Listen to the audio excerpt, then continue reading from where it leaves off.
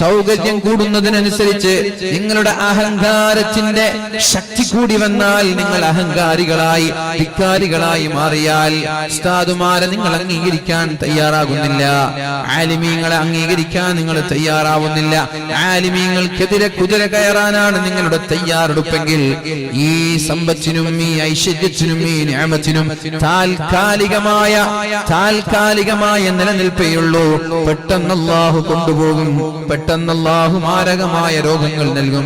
നിങ്ങളുടെ സമ്പാദ്യം ഒന്ന് ആസ്വദിക്കാൻ പോലും കഴിയാത്ത രീതിയിൽ മാരകമായ അസുഖങ്ങൾ നൽകും. വലിയ വീടുണ്ടാകും, വലിയ വാഹനങ്ങൾ ഉണ്ടാകും, എന്നാൽ മര്യാദയ്ക്കൊരു ഭക്ഷണം പോലും തിന്നാൻ കഴിയില്ല. തിന്നാൻ കഴിയാത്തവന് എത്ര സമ്പത്തുണ്ടായിട്ട് എന്താ കാര്യം? എന്തിനാണ് ഇവിടെ ആളുകൾ കഷ്ടപ്പെട്ട് അധ്വാനിക്കുന്നത്? എന്തിനാ ഇവിടെ ആളുകളൊക്കെ പോയി ജോലി ചെയ്യുന്നത്? തിന്നാനല്ലേ? തിന്നാൻ വേണ്ടെങ്കിൽ ഇവിടെ ആരെങ്കിലും കഷ്ടപ്പെടും? മനുഷ്യന് തിന്നാൻ വേണ്ട, വായു തിന്നാൻ കഴിയുമെങ്കിൽ ആരെങ്കിലും അധ്വാനിക്കാൻ പോകും. ഒരു വീട് എടുത്തിട്ട് മുണ്ടാണ്ടിരിക്കൂലേ? ഉറങ്ങാൻ വേണ്ടി ഒരു വീട് മുണ്ടാണ്ടിരിക്കൂലേ? ആരെവിടെ അധ്വാനിക്കാൻ പോവുക? തിന്നാൻ വേണ്ടിയിട്ട് ആളുകൾ അധ്വാനിക്കുന്നത്. എന്നാൽ പൈസയും കൂടി വീടുമായി വണ്ടിയായി തിന്നാൻ കഴിയില്ലേ? പരീക്ഷണമാണത്, അല്ലാഹു നൽകുന്ന പരീക്ഷണങ്ങളാണത്. അതുകൊണ്ട് എന്റെ പ്രിയമുള്ള മുഅ്മിനീങ്ങളോട് എനിക്ക് പറയാനുള്ളത്, അല്ലാഹു നിഅമത്തുകൾ നൽകുമ്പോൾ നമ്മൾ ശുക്ർ ചെയ്യുകയും അതിനു പകരം നന്ദികേട് കാണിച്ചാൽ ഇന്ന അദാബീ ലശദീദ്, ഞാൻ വെറുതെ വിടൂല, എന്റെ ശിക്ഷ വല്ലാത്ത ശിക്ഷയായിരിക്കും, നിങ്ങൾക്ക് താങ്ങാവുന്നതിലപ്പുറമായിരിക്കുമെന്ന് പരിശുദ്ധ ഖുർആനിൽ അല്ലാഹു നമ്മോട് പഠിപ്പിക്കുന്നുണ്ട്.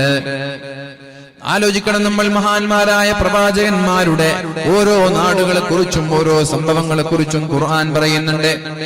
വലഖദ് അർസൽനാ ഇലാ ഉമമിൻ മിൻ ഖബ്ലിക്, നബിയേ നിങ്ങൾക്ക് മുമ്പ് ഞാൻ ഒരുപാട് പ്രവാചകന്മാരെ പറഞ്ഞയച്ചിട്ടുണ്ട്. ഫഅഖദ്നാഹും ബിൽ ബഅസാഇ വല്ലറാ, നിങ്ങൾക്ക് മുമ്പ് ഒരുപാട് സമുദായത്തിലേക്ക് പരീക്ഷണങ്ങൾ നൽകിയിട്ടുണ്ട്. പ്രവാചകന്മാർ അല്ലാഹു ഇറക്കി കൊടുത്ത ഓരോ സമുദായം, വ്യത്യസ്ത അനുഭവങ്ങൾക്ക് മുമ്പുള്ള സമുദായം, അവർക്കൊക്കെ അല്ലാഹു തആല ഓരോ പരീക്ഷണങ്ങൾ നൽകിയിട്ടുണ്ട് എന്നാണ്.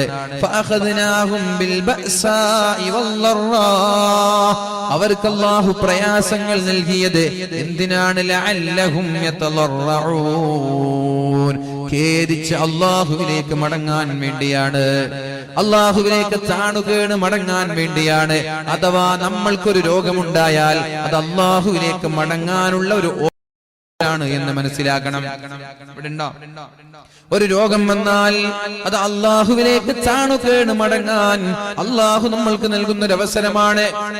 ഒരു 60 വയസ്സായ ഒരാൾ ഹോസ്പിറ്റലിൽ പോയി ഡോക്ടർമാരെ കണ്ടു. ഡോക്ടർ പറഞ്ഞു, ക്യാൻസർ വന്നിട്ടുണ്ട്, ഇനി മരുന്നെടുത്തിട്ട് കാര്യമില്ല. സത്യത്തിൽ അത് അയാൾക്കൊരു അവസരമാണ്. എന്തിനുള്ള അവസരം? നിങ്ങൾക്ക് 4th സ്റ്റേജിൽ എത്തിയിട്ടുണ്ട്, ഇനി മരുന്നുകൾ ഫലിക്കൂല എന്ന് പറഞ്ഞാൽ ഉടനെ തന്നെ ജനങ്ങളോടൊക്കെ സലാം പറഞ്ഞ് പിണങ്ങിയവരോട് സംസാരിച്ച് ആരോടെങ്കിലും എന്തെങ്കിലും വാക്കിനാലോ പ്രവർത്തിയാലോ എന്തെങ്കിലും ഒരു അരുതായ്മകൾ വന്നുപോയിട്ടുണ്ടെങ്കിൽ അവരോടെല്ലാം പൊരുത്തം ചോദിച്ച് ജീവിതത്തിൽ ചെയ്തു പോയ തെറ്റുകളിലെല്ലാം അള്ളാഹുവിനോട് താണുകേണ് കരഞ്ഞുകൊണ്ട് അള്ളാഹുവിലേക്ക് മടങ്ങാനുള്ള സുവർണാവസരമാണത്. എന്നിട്ട് അള്ളാഹുവിനോട് കരഞ്ഞ് കരഞ്ഞ് മരണപ്പെടുന്ന സമയത്ത് ഒരു തെറ്റുപോലുമില്ലാതെ ഒരു പാപം പോലുമില്ലാതെ പുഞ്ചിരിച്ച് മരണപ്പെടാനുള്ള ചാൻസ് ആണത്. നഷ്ടപ്പെടുത്തരുത്. ഇത് അള്ളാഹു രോഗങ്ങൾ നൽകുന്നത്, സാമ്പത്തികമായ പ്രയാസങ്ങൾ നൽകുന്നതൊക്കെ എന്തിനാണ്? ലഅല്ലഹും യതളറഊൻ, നിങ്ങൾ അള്ളാഹുവിലേക്ക് താണുകേണ് വിനയാന്വിതനായി നിങ്ങൾ മടങ്ങട്ടെ എന്നുള്ള ഉദ്ദേശത്തോടെയാണ്, അതിനുവേണ്ടിയാണ്. ഒരു പരീക്ഷണം വരുമ്പോ മനസ്സിലാവും, എന്റെ അഹങ്കാരം കൊണ്ട് എനിക്ക് റബ്ബ് തന്നതാണ്. ഒരു പാഠമാണ് നമ്മൾക്ക്. അസുഖങ്ങൾ വരുമ്പോൾ ഒരു പാഠമാണ്, റബ്ബിലേക്ക് മടങ്ങാനുള്ള പാഠം. എന്നിട്ട് അല്ലാഹു ചോദിക്കുന്നുണ്ട്, ഫലൗലാ ഇദ് ജാഅഹും ബഅസുനാ, എന്റെ ഈ പരീക്ഷണങ്ങൾ അവരിലേക്ക് വന്നപ്പോ തളർറഊ, അവർക്ക് വിനയാന്വിതനായി താണുകേണ് എന്നിലേക്ക് മടങ്ങാമായിരുന്നില്ലേ? ചില വേദനകൾ, നിരന്തരമായ അസുഖങ്ങൾ, ജീവിതത്തിലെ ടെൻഷനുകൾ, ദുഃഖങ്ങളൊക്കെ ഉണ്ടായപ്പോ എന്നിലേക്ക് താണുകേണ് മടങ്ങാമായിരുന്നില്ലവർക്ക്. ഇരു കൈകളും ഉയർത്തി എന്നോട് ദുആ ചെയ്യാമായിരുന്നില്ല, എന്നിലേക്ക് പ്രാർത്ഥിക്കാമായിരുന്നില്ല. രാത്രിയിൽ തഹജ്ജുദ് നിസ്കരിക്കാൻ എണീറ്റുകൊണ്ട് അല്ലാഹു ഉത്തരം നൽകുന്ന സമയമാണ് തഹജ്ജുദിന്റെ സമയം. ആ സമയത്ത് എണീറ്റുകൊണ്ട് അല്ലാഹുവേ എന്റെ പാപങ്ങൾ നീ പൊറുത്തു താ അല്ലാഹ്, എന്റെ പ്രയാസങ്ങൾ നീ തീർത്തു താ റബ്ബേ. നിങ്ങൾക്ക് എന്തെങ്കിലും ചോദിക്കാനുണ്ടെങ്കിൽ എന്നോട് ചോദിച്ചോളൂ എന്നാണ് അല്ലാഹു പറഞ്ഞത്. നിങ്ങൾക്ക് എന്തെങ്കിലും ചോദിക്കാനുണ്ടെങ്കിൽ എന്നോട് ചോദിച്ചോളൂ എന്നാണ് പറഞ്ഞത്. വഇദാ സഅൽത ഫസ്അലില്ലാഹ്, ചോദിക്കുകയാണെങ്കിൽ എന്നോട് ചോദിച്ചോളൂ. വഇദസ്തഅൻത ഫസ്തഇൻ ബില്ലാഹ്, സഹായം വേണമെങ്കിലും എന്നോട് സഹായം ചോദിച്ചോളൂ എന്നാണ് അല്ലാഹു പറഞ്ഞത്. രാത്രി തഹജ്ജുദിന്റെ സമയങ്ങളിൽ എല്ലാ പ്രയാസങ്ങളും അല്ലാഹുവിനോട് ഏറ്റുപറഞ്ഞ അല്ലാഹു പരിഹരിക്കുന്ന പ്രശ്നങ്ങളെ ഇവിടെയുള്ളൂ. എന്ത് ചോദിച്ചാലും ഉത്തരം നൽകാൻ തയ്യാറായ റബ്ബുണ്ട്. ചോദിക്കാൻ നമ്മൾ തയ്യാറാകുന്നില്ല എന്ന് മാത്രമാണ്. അതാണ് അല്ലാഹു പറയുന്നത്, ഫലൗലാ ഇദ് ജാഅഹും ബഅസുനാ, അവർക്ക് പ്രയാസങ്ങൾ ഉണ്ടാകുന്ന സമയങ്ങളിലെല്ലാം തളറഉ, എന്നിലേക്ക് വിനയാന്വിതനായി താണുകേണ് ദുആ ചെയ്തവർ മടങ്ങിയിരുന്നുവെങ്കിൽ അവർക്ക് പ്രശ്നങ്ങളിൽ പരിഹാരം ഞാൻ കാണിച്ചു കൊടുക്കുമായിരുന്നു. പക്ഷേ അവരുടെ ഹൃദയങ്ങൾ കാഠിന്യമുള്ള ഹൃദയമായി, അവരുടെ ഹൃദയങ്ങൾ കടുത്തുപോയി. അവർക്ക് ദുആ ചെയ്യണമെന്ന് തോന്നിയില്ല. ദുആ ചെയ്യാൻ തോന്നണമെങ്കിൽ ഇതിന്റെ റബ്ബിന്റെ പരീക്ഷണമാണെന്ന് തിരിച്ചറിയണ്ടേ. അസുഖമുണ്ടാകുമ്പോ റബ്ബിന്റെ പരീക്ഷണമാണെന്ന് തിരിച്ചറിയണ്ടേ. സാമ്പത്തികമായ പ്രയാസങ്ങൾ ഉണ്ടാകുമ്പോ റബ്ബിന്റെ പരീക്ഷണമാണെന്ന് തിരിച്ചറിയണ്ടേ. സ്ഥാനമാനങ്ങൾ നഷ്ടപ്പെടുമ്പോ എന്റെ റബ്ബിന്റെ പരീക്ഷണമാണെന്ന് തിരിച്ചറിയണ്ടേ. വലാകിൻ ഖസത് ഖുലൂബുഹും, അവരുടെ ഹൃദയങ്ങൾ കടുത്ത ഹൃദയങ്ങളായി മാറി. വസയ്യന ലഹുമുശ് ശൈത്വാനു മാ കാനൂ യഅമലൂൻ, എന്നിട്ട് പിശാച് അവർ ചെയ്യുന്ന പ്രവർത്തനങ്ങളെല്ലാം നല്ല പ്രവർത്തനങ്ങളായി അവർക്ക് കാണിച്ചു കൊടുക്കുകയാണ്. എന്നിട്ട് അല്ലാഹു പറയുന്നുണ്ട്, ഫലമ്മാ നസൂ മാ ദുക്കിറൂ ബിഹി, അവരെ ഞാൻ പറഞ്ഞു കൊടുത്ത വിഷയങ്ങൾ അവർ മറക്കാൻ തുടങ്ങിയാൽ, എന്റെ ഉപദേശങ്ങൾ അവർ മറക്കാൻ തുടങ്ങിയാൽ, ഫതഹ്നാ അലൈഹിം അബ്വാബ കുല്ലി ശൈ, എല്ലാ സൗകര്യങ്ങളും ഞാൻ അവർക്ക് കൊടുക്കും. സമ്പത്ത് വേണോ സമ്പത്ത് കൊടുക്കും, വീട് വേണോ വീട് കൊടുക്കും, മക്കളെ വേണോ മക്കളെ കൊടുക്കും, വാഹനം വേണോ വാഹനം കൊടുക്കും, കച്ചവട സ്ഥാപനങ്ങൾ വേണോ അതും കൊടുക്കും. ഫതഹ്നാ അലൈഹിം അബ്വാബ കുല്ലി ശൈ, എല്ലാ സൗകര്യങ്ങളുടെയും വാതായനങ്ങൾ ഞാൻ തുറന്നു കൊടുക്കുമെന്നാണ്. അവൻ ആഗ്രഹിച്ചതൊക്കെ വാങ്ങാൻ കഴിയും, അവൻ ആഗ്രഹിച്ചതൊക്കെ നേടാൻ കഴിയും, അവൻ ആഗ്രഹിച്ചതൊക്കെ, അവൻ ഉദ്ദേശിച്ചതൊക്കെ അവൻ ഉൾക്കൊള്ളാനും അവൻ സ്വീകരിക്കാനും ആസ്വദിക്കാനും കഴിയും. പക്ഷേ ഈ സുഖവും സൗകര്യങ്ങളും അവരിങ്ങനെ ആസ്വദിക്കാൻ തുടങ്ങിയാൽ പെട്ടെന്നൊരു പിടി ഞാൻ അവരെ പിടിക്കുമെന്നാണ് പരിശുദ്ധ ഖുർആൻ നമ്മൾക്ക് സൂചന നൽകുന്നത്. എന്ത് വേണമെങ്കിലും മുമ്പിലുണ്ട്. എന്റെ പ്രിയപ്പെട്ട ചെറുപ്പക്കാരികളോടൊക്കെ പറയാനുള്ളത്, 2 ദിവസം മുമ്പ് കാസർഗോഡ് ജില്ലയുടെ ഒരു പ്രധാനപ്പെട്ട നഗരത്തിൽ രാത്രി 8:30 മണിക്ക് സ്കൂളിൽ പഠിക്കുന്ന വിദ്യാർത്ഥികളും വിദ്യാർത്ഥിനികളും ആഭാസം കാണിക്കുന്നത് രാത്രി 8:30 മണിക്ക്. ഇത് സെന്റ് ഓഫിന്റെ കാലമാണ്, ഇത് സെന്റ് ഓഫിന്റെ കാലമാണെന്ന് രക്ഷിതാക്കൾ മനസ്സിലാക്കണം. സ്കൂളിൽ സെന്റ് ഓഫുകൾ നടക്കുകയാണ്. കഴിഞ്ഞ വർഷമാണ് സ്കൂളിൽ സെന്റ് ഓഫ് നടക്കുന്ന സമയത്ത് പ്രധാനപ്പെട്ട ഒരു സ്ഥാപനത്തിലേക്ക് 100% കൂളിംഗുമായി നമ്മുടെ മക്കൾ വണ്ടിയുമായി കോളേജിലേക്ക് പോകുന്നത്. നമ്മുടെ നാട്ടിൽ 30% പോലും അനുവദിച്ചിട്ടില്ല കൂളിംഗ്. നമ്മുടെ ക്ലാസുകൾ കറുപ്പിക്കുന്നത്, സ്റ്റിക്കർ ചെയ്യുന്നത്, കൂളിംഗ് ചെയ്യുന്നത് 30% പോലും അനുവദിച്ചിട്ടില്ല. എന്നാൽ ഒരു 2000 രൂപ കൊടുത്താൽ, ഒരു 3000 രൂപ കൊടുത്താൽ വണ്ടി മുഴുവനും 100% കൂളിംഗ് നൽകും. അള്ളാഹു നമ്മൾക്ക് സമ്പത്ത് നൽകിയതിന്റെ അഹങ്കാരമാണത്. വൈകുന്നേരമാകുമ്പോഴേക്കും ആ കൂളിംഗ് പറിച്ചു മാറ്റും. കാരണം പോലീസ് പിടിച്ചാൽ അത് പ്രശ്നമാണ്. എന്ത് ചെയ്യൂ നമ്മുടെ മക്കൾ? അന്ന് രാവിലെയാകുമ്പോഴേക്കും മുഴുവൻ 100% കൂളിംഗ് ചെയ്ത് വണ്ടികൾ കോളേജുകളിലേക്ക് കൊണ്ടുപോവുകയാണ്. സെന്റ് ഓഫ് ആയതുകൊണ്ട് അധ്യാപകർ അവരെ തടയുന്നില്ല. സെന്റ് ഓഫ് അല്ലേ, SSLC-യിൽ പഠിക്കുന്ന വിദ്യാർത്ഥി അടുത്ത വർഷമില്ലല്ലോ, ഇനി അവരെ വേദനിപ്പിക്കണ്ട, ഇനി അവരെ പറയണ്ട, അവരെ ചീത്ത പറയണ്ട എന്ന് വിചാരിച്ച് അവർക്ക് പൂർണ്ണമായ സ്വാതന്ത്ര്യം സ്കൂളിൽ നിന്നുള്ള അധ്യാപകർ നൽകുന്നുണ്ട്. SSLC ആയാലും ശരി, +2 ആയാലും ശരി, ഡിഗ്രി ആയാലും ശരി. എന്നിട്ട് സെന്റ് ഓഫ് ആണെന്ന് പറഞ്ഞിട്ട് സ്കൂളിന്റെ കലാലയങ്ങളുടെ കോമ്പൗണ്ടിലേക്ക് വാഹനങ്ങൾ കയറ്റിയിട്ട് അതിലേക്ക് അവർ ഇഷ്ടപ്പെടുന്ന അവരുടെ കൂടെ പഠിക്കുന്ന പെൺകുട്ടികളെ കയറ്റിയിട്ട് സ്കൂളിൽ നിന്ന് ഇറങ്ങുകയാണ്. അകത്ത് നടക്കുന്നത് എന്താണെന്ന് പുറത്തു നടക്കുന്നവർക്കറിയാത്ത രീതിയിൽ 2, 3, 4 സ്ത്രീകളും 2, 3, 4 ചെറുപ്പക്കാരും വണ്ടിയുടെ അകത്തേക്ക് കയറുന്നത്, എന്നിട്ട് അങ്ങാടികളിലൂടെ കറങ്ങുന്നത് ഒന്നല്ല രണ്ടല്ല, ഒരുപാട് വാഹനങ്ങൾ. ഇത്തരം വാഹനങ്ങൾ നമ്മുടെ സ്ഥാപനങ്ങളിലേക്ക്, കലാലയങ്ങളിലേക്ക് കൊണ്ടുപോയി നമ്മുടെ പെൺമക്കളുടെ ചാരിത്രം നഷ്ടപ്പെടുത്തുന്ന സംഭവങ്ങൾ നമ്മുടെ നാട്ടിൽ നിരന്തരമായി നടക്കുന്നുണ്ട്. ഇത് കഴിഞ്ഞ വർഷമോ അതിന്റെ മുമ്പുള്ള വർഷമോ കാസർഗോഡ് ജില്ലയിൽ നടന്നൊരു സ്ഥാപനത്തിന്റെ കഥയാണ്. ഇത് തന്നെയാണ് നമ്മുടെ സ്ഥാപനങ്ങളിലും നടന്നുകൊണ്ടിരിക്കുന്നത്. എന്റെ പ്രിയപ്പെട്ട ഉമ്മമാരെ, സെന്റ് ഓഫിനാണെന്ന് പറഞ്ഞ് നമ്മുടെ മക്കളെ പറഞ്ഞേക്കുമ്പോ ആലോചിക്കണം എന്താണ് അവിടെ നടക്കുന്നത് എന്ന്. എന്താണ് അവിടെ നടക്കുന്നത് എന്ന്. രാത്രി 8:30 മണിക്ക് പ്രധാനപ്പെട്ട നഗരത്തിൽ 2 ദിവസം മുമ്പ് ആൺകുട്ടികളും പെൺകുട്ടികളും കാണിച്ചു കൂട്ടുന്നത് അവിടെ സ്വതന്ത്രമായി നടക്കുന്ന ആളുകൾക്ക് പോലും ദഹിക്കുന്നില്ല. എന്താണ് ഇവർ ചെയ്തു കൂട്ടുന്നത്? ലജ്ജ എന്ന് പറയുന്നത് അള്ളാഹു സ്ത്രീകളിൽ നിന്ന് ഉയർത്തിയൊരു കാലമാണെന്നതിൽ ആർക്കും ഇവിടെ സംശയമില്ല.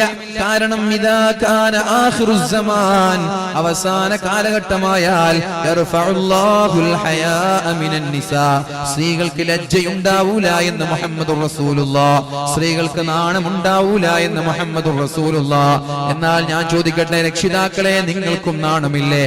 നിങ്ങൾക്കും ലജ്ജയില്ലേ? 8:30 മണിക്കൊക്കെ നഗരങ്ങളിൽ കൂടെ പഠിക്കുന്ന വിദ്യാർത്ഥികളുടെ കൂടെ ലാവിഷായി അടിച്ചു പൊളിക്കാൻ നിങ്ങൾ എങ്ങനെയാണ് നിങ്ങളുടെ മക്കൾക്ക് സമ്മതം നൽകുന്നത്? നിങ്ങൾക്ക് അവരിലുള്ള വിശ്വാസമാണോ? മക്കൾ ചോദിക്കും, അവരെ ഫോൺ ചെയ്താൽ എന്തേ എന്നെ വിശ്വാസമില്ലേ എന്ന്.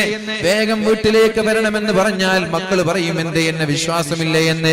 ബാഗ് ചെക്ക് ചെയ്താൽ മക്കൾ പറയും എന്നെ വിശ്വാസമില്ലേ എന്ന്. സ്കൂളിലേക്ക് ഫോൺ ചെയ്താൽ മക്കൾ പറയും വിശ്വാസമില്ലേ എന്ന്.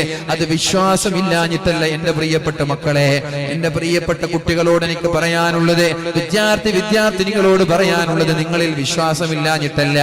സാഹചര്യങ്ങളാണ് മനുഷ്യനെ വഴികേടിലേക്ക് നയിക്കുന്നത്. സാഹചര്യങ്ങളാണ് മനുഷ്യനെ വ്യഭിചാരിയാക്കുന്നത്. സാഹചര്യമാണ് മനുഷ്യനെ കഞ്ചാവിന്റെയും കള്ളിന്റെയും മയക്കുമരുന്നിന്റെയും അടിമകളാക്കി മാറ്റുന്നത്. സാഹചര്യങ്ങളാണ്. ഇവിടെ ഇരിക്കുന്ന നിങ്ങൾ കള്ളു കുടിക്കുന്നില്ല എങ്കിൽ അത് നിങ്ങളുടെ ക്രെഡിറ്റ് അല്ല. സാഹചര്യമില്ലാത്തത് കൊണ്ടാണ് നിങ്ങൾ കുടിക്കാത്തത്. നിങ്ങൾ ഇവിടെ വ്യഭിചരിച്ചിട്ടില്ലെങ്കിൽ അത് നിങ്ങളുടെ ക്രെഡിറ്റ് അല്ല. സാഹചര്യമില്ലാത്തത് കൊണ്ടാണ് വ്യഭിചരിക്കാത്തത്. എന്നാൽ ഓരോ ആളുകൾ വിചാരിക്ക്, ഓരോ ആളുകൾ സ്വന്തത്തെ കുറിച്ച് ആലോചിച്ചു നോക്ക്. ആരും അറിയാതെ, ആരും കാണാത്തൊരു സ്ഥലത്ത് വ്യഭിചരിക്കാൻ ഒരു ചാൻസ് ഉണ്ടായാൽ വ്യഭിചരിക്കാതെ മാറി നിൽക്കുമോ ഇല്ലേ എന്നാലോചിച്ചു നോക്ക്. അങ്ങനെ ഒരു അവസരത്തിൽ മാറി നിന്ന ആളുകൾക്ക് മാത്രമേ ഇവിടെ ക്രെഡിറ്റ് പറയാനുള്ളൂ. ഇവിടെ ക്രെഡിറ്റ് പറയാനും അഭിമാനിക്കാനും അവസരമുള്ളത് സാഹചര്യമുണ്ടായിട്ട് മാറി നിൽക്കുന്ന ആളുകൾക്കാണ്. സാഹചര്യമുണ്ടായിട്ടില്ല, അതുകൊണ്ട് ഞാൻ വ്യഭിചരിച്ചില്ല. സാഹചര്യമുണ്ടായാൽ ഏത് മൊയ്ലാമാരിൽ നിന്നും ഏത് പ്രഭാഷകന്മാരിൽ നിന്ന് വരെ ഇത്തരം സംഭവങ്ങൾ ഉണ്ടാവാനുള്ള സാധ്യതയുണ്ട്. അതുകൊണ്ട് സാഹചര്യങ്ങൾ ഇല്ലായ്മ ചെയ്യലാണ് രക്ഷിതാക്കളുടെ പണി. രക്ഷിതാക്കളുടെ ഉത്തരവാദപ്പെട്ട ബോധം എന്ന് പറയുന്നത്, മക്കള് സിനിമ കാണാൻ പഠിക്കുന്നത് വീട്ടിൽ വെച്ചല്ല, മക്കള് കഞ്ചാവ് പഠിക്കാൻ പഠിക്കുന്നത് വീട്ടിൽ വെച്ചല്ല, മക്കള് പ്രണയിക്കാൻ പഠിക്കുന്നത് വീട്ടിൽ വെച്ചല്ല, വ്യഭിചരിക്കാൻ പഠിക്കുന്നത് വീട്ടിൽ വെച്ചല്ല. ലക്ഷക്കണക്കിന് കൗമാരക്കാരികളായ ആളുകൾ കല്യാണം കഴിക്കുന്നതിന് മുമ്പേ ഗർഭിണികളാകുന്ന കാലമാണിത്. കല്യാണം കഴിക്കുന്നതിന് മുമ്പ് ഗർഭിണികളാകുന്ന കാലമാണിത്. സ്ത്രീകൾ വരെ, മുസ്ലിം സ്ത്രീകൾ വരെ കഞ്ചാവിന്റെ ഡീലറായ കാലമാണിത്. നമ്മുടെ നാട് അങ്ങനെയുള്ള നാടാണ്. മുസ്ലിം സ്ത്രീകളാണ് കഞ്ചാവുകൾ അതിന്റെ ഡീലർഷിപ്പ് ഏറ്റെടുത്തിരിക്കുന്നത്. അത് ജനങ്ങൾക്ക് ഡിസ്ട്രിബ്യൂട്ട് ചെയ്യുന്നത് മുസ്ലിം പെൺകുട്ടികളാണ്. അങ്ങനെ ഒരു നാട്ടിൽ വെച്ചാണ് ഞാൻ പറയുന്നത്, എന്റെ പ്രിയപ്പെട്ട രക്ഷിതാക്കളോട്, നമ്മുടെ മക്കൾക്ക് തെറ്റു ചെയ്യാൻ നമ്മൾ അവസരം ഉണ്ടാക്കാൻ പാടില്ല. അവരുടെ യുവത്വമാണത്, അവരുടെ യുവത്വമാണത്. യുവത്വമുള്ള സമയത്ത്, ചോരത്തിളപ്പുള്ള സമയത്ത് സാഹചര്യം കൂടി ഉണ്ടായാൽ അവർ വ്യഭിചരിച്ചേക്കും, അവർ കള്ളു കുടിച്ചേക്കും. അതുകൊണ്ട് സാഹചര്യങ്ങൾ ഉണ്ടാക്കി കൊടുക്കാതെ നമ്മുടെ മക്കളുടെ സെന്റ് ഓഫിന്റെ ദിവസങ്ങളിൽ നിരീക്ഷണം നിർബന്ധമാണ്. ആരുടെ കൂടെ കാറിൽ കറങ്ങുന്നുണ്ട്, സ്കൂളിൽ എന്താണ് നടക്കുന്നത്, എപ്പോഴാണ് പോകുന്നത്, തിരിച്ചെപ്പോഴാണ് വരുന്നത്, അന്ന് കള്ളു കുടിക്കുന്നുണ്ടോ, കഞ്ചാവ് ഉപയോഗിക്കുന്നുണ്ടോ എന്നുള്ള ഒരു നിരീക്ഷണം നിർബന്ധമായിട്ടും നമ്മുടെ നമ്മുടെ രക്ഷിതാക്കൾ ശ്രദ്ധിക്കേണ്ട ഒരു വിഷയമാണിത്. പ്രത്യേകിച്ച് ഞാൻ എല്ലാ രക്ഷിതാക്കളോടും ഉമ്മമാരോടും പറയുന്നത്, നിങ്ങളോട് മക്കൾ ചോദിക്കുന്ന ചോദ്യം ഇതാണെങ്കിൽ, എന്നെ വിശ്വാസമില്ലേ എന്ന ചോദ്യമാണ് മക്കൾ ചോദിക്കുന്നതെങ്കിൽ അവരോട് പറഞ്ഞോളൂ, നിന്നെ വിശ്വാസമില്ലാഞ്ഞിട്ടല്ല, നിനക്ക് തെറ്റു ചെയ്യാൻ സാഹചര്യം ഉണ്ടാക്കാതിരിക്കേണ്ടത്, നിന്നെ തെറ്റിന്റെ സാഹചര്യങ്ങളിൽ നിന്ന് മാറ്റി നിർത്തേണ്ടത് എന്റെ കടമയാണ്. അതുകൊണ്ട് നിന്നെ നിരീക്ഷിക്കാൻ കോളേജുകളിൽ ആളുണ്ട്, നിന്നെ നിരീക്ഷിക്കാൻ ക്ലാസ് റൂമുകളിൽ ആളുണ്ട്, നീ പോകുന്ന വഴി, നീ തിരിച്ചു വരുന്ന വഴി, അവിടേക്ക് നിരീക്ഷണം വേണം. മക്കളിൽ വിശ്വാസമില്ലാഞ്ഞിട്ടല്ല, ഒരുപാട് നേരം കാണുമ്പോഴാണ്, ഒരാളെ നിരന്തരമായി കാണുമ്പോഴാണ് പ്രണയം തുടങ്ങുന്നത്. ഞാൻ പറയട്ടെ, കാസർഗോഡ് ജില്ലയിൽ ഒരു സ്ഥലത്ത് ഞാൻ വഅദ് പറയാൻ പോയപ്പോ ആ നാട്ടുകാരനോട് പറഞ്ഞത്, ഈ നാട്ടിൽ ഒരു മാസത്തിൽ 10 വീടുകളിലാണ് അഭിഹിത ബന്ധം പിടിച്ചത് എന്ന്. ഒരൊറ്റ മാസത്തിൽ 10 വീടുകളിൽ 10 വ്യത്യസ്തമായ വീടുകളിലേക്ക് അഭിഹിത ബന്ധങ്ങൾ പിടിച്ചുവെന്നാണ്. അഥവാ നാട്ടിലൊരു പണിയുമില്ലാത്ത ആളുകൾ രാത്രിയായാൽ ഭർത്താവില്ലാത്ത വീട്ടുകളിലേക്ക് കയറുന്നത് ഒരൊറ്റ മാസത്തിൽ 10 പേരെയാണ് പിടിച്ചത് എന്ന് ഒരു നാട്ടുകാരനോട് പറഞ്ഞു. ആ വിഷയം വഅദ് പറയണമെന്ന് പറഞ്ഞു. ഞാൻ ചോദിക്കട്ടെ, എങ്ങനെയാണ് ഇത്തരം അവിഹിത ബന്ധങ്ങൾ ഉണ്ടാകുന്നത്? സാഹചര്യങ്ങളാണ് ഒരുക്കി കൊടുക്കുന്നത്. ഗൾഫിലേക്ക് പോകുമ്പോ ഓട്ടോറിക്ഷ ഡ്രൈവർമാരെയല്ല, അതുപോലെ തന്നെ ഇവിടെയുള്ള ടാക്സി ഡ്രൈവർമാരെയല്ല ഏൽപ്പിക്കേണ്ടത്. എന്റെ ഭാര്യയെ നീ അങ്ങോട്ട് കൊണ്ടുപോകണം, ടൗണിലേക്ക് കൊണ്ടുപോകണം, വിളിച്ചാൽ വീട്ടിലേക്ക് പോകണം, അവനെന്തെങ്കിലും വീട്ടിലേക്ക് ആവശ്യമായ വസ്തുക്കൾ പറഞ്ഞാൽ വീട്ടിലേക്ക് എത്തിച്ചു കൊടുക്കണം എന്ന് പറയേണ്ടത് ടാക്സി ഡ്രൈവർമാരെയല്ല, അത് നിങ്ങളുടെ മഹ്റമീങ്ങളായ ആളുകളെയാണ്. അവർ നിരപരാധികളാണ്. ഞാൻ പറഞ്ഞല്ലോ, ഒരാളും ഇവിടെ തെറ്റ് ചെയ്യില്ല. ടാക്സി ഡ്രൈവർമാരായാലും ബസിന്റെ കണ്ടക്ടർമാരായാലും ഇനി മൊയ്ലാമാരായാൽ വരെ അവരാരും തെറ്റുകാരാണെന്നല്ല ഞാൻ പറയുന്നത്. അവർക്ക് സാഹചര്യം ഉണ്ടായാൽ തെറ്റിലേക്ക് വീഴാനുള്ള സാധ്യതയുണ്ട്. സാഹചര്യമില്ലാതാക്കി കൊടുക്കലാണ് നമ്മുടെ കടമ. അതുകൊണ്ടാണ് അല്ലാഹുവിന്റെ ഹബീബ് പറഞ്ഞത്, ലാ യഖ്ലുവന്ന റജുലും ബിംറാ, ഒരാണും ഒരു പെണ്ണും ഒറ്റയ്ക്ക് ഇരിക്കാൻ പാടില്ല, ഒറ്റയ്ക്ക് യാത്ര ചെയ്യാൻ പാടില്ല, ഒറ്റയ്ക്ക് ഇരിക്കാൻ പാടില്ല, ഒറ്റയ്ക്ക് ചാറ്റ് ചെയ്യാൻ പാടില്ല.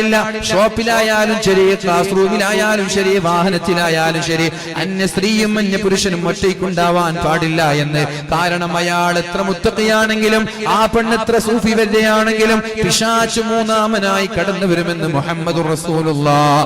അതുകൊണ്ട് എത്രയോ ഗൾഫുകാരായ ആളുകൾ ടാക്സി ഡ്രൈവർമാരെയാണ് ഏൽപ്പിക്കുന്നത്. എന്റെ ഭാര്യ വിളിച്ചാൽ പോകണം, എന്തിനെ? അവിടെ കല്യാണത്തിന് കൊണ്ടുപോവാൻ, സ്കൂളിലേക്ക് മീറ്റിംഗിന് കൊണ്ടുപോവാൻ, വീട്ടിലേക്ക് ആവശ്യമായ വസ്തുക്കളൊക്കെ വാങ്ങിച്ചു കൊടുക്കാൻ.